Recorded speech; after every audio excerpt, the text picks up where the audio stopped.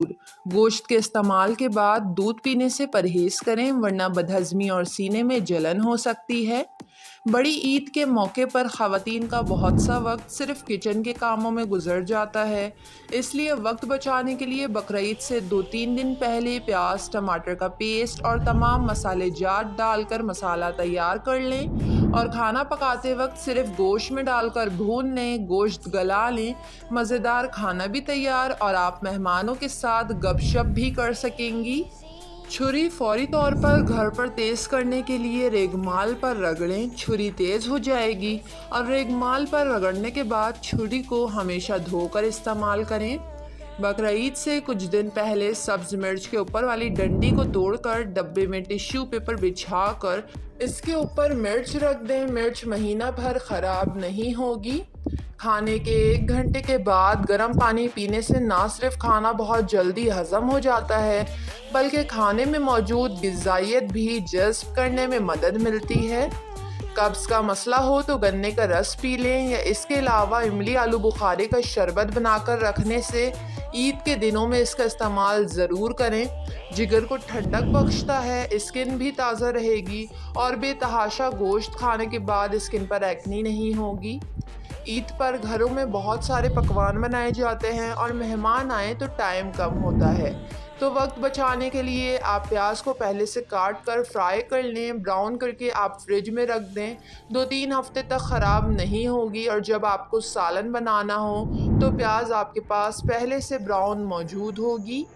ईद से पहले अपनी सेहत का ख्याल रखें। ईद के दिनों में बहुत ज़्यादा गोश्त खाने से ख़वातीन के चेहरे पर एक्ने का मसला हो सकता है, इसलिए बकरीद से पहले कोशिश करें कि हेल्दी खाना खाएं और बकरीद से कुछ हफ्ते पहले ही गोश्त का इस्तेमाल कम कर दें, क्योंकि बड़ी ईद में हर किसी के यहाँ गोश्त का इस्तेमाल बहुत ज़्यादा होने लगता है। एक केला लेकर अपने चेहरे पर रोज़ाना रगड़ें, एक्नी ख़त्म हो जाएगी। चेहरे के दाग धब्बे भी ख़त्म होने लगते हैं। चेहरे पर मौजूद झुर्रियों को केला कंट्रोल करता है। गोश्त के पकवानों के साथ सलाद का इस्तेमाल ज़रूर करें, मैदा दुरुस्त रखने के लिए ज़रूरी है। कम मसाले वाले खाने खाएं, पेट को मुख्तलिफ संगीन बीमारियों से बचाएं, क्योंकि अक्सर देखने में आया है बकरीद के बाद पेट से जुड़ी बीमारियों के लिए बहुत सारे लोग डॉक्टर से रुजू करते हैं। ब्लड प्रेशर का मसला रहता हो तो ईद में खाने के साथ दही का इस्तेमाल लाजमी करें, हज़म होने में मदद मिलती है, पेट ख़राब नहीं होता। कोशिश करें सालन में तेल का इस्तेमाल कम से कम करें। दीवारों की चिकनाई दूर करने के लिए बेकिंग पाउडर को गर्म पानी में डालकर तौलिए की मदद से दीवार साफ़ कर लें, चिकनाहट फ़ौरन उतर जाएगी।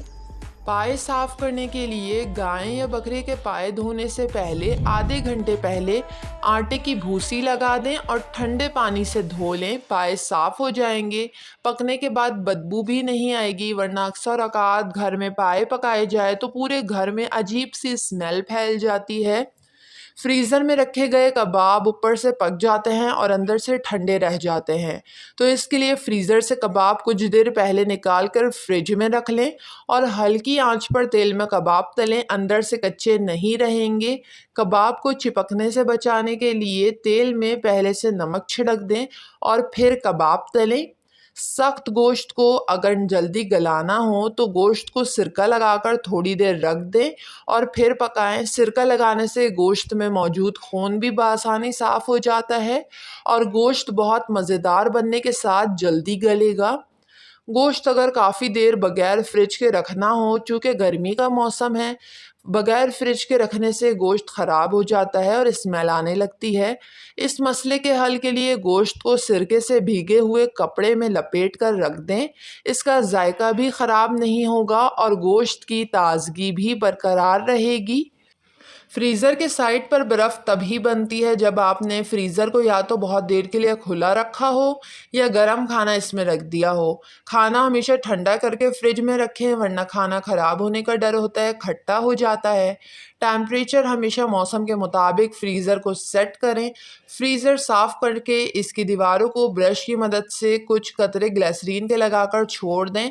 ऐसा करने से बर्फ़ दोबारा जल्दी नहीं बनती और जमेगी नहीं, और अगर बर्फ़ जमेगी भी तो सिल की सूरत में जमेगी जो बआसानी निकल जाएगी।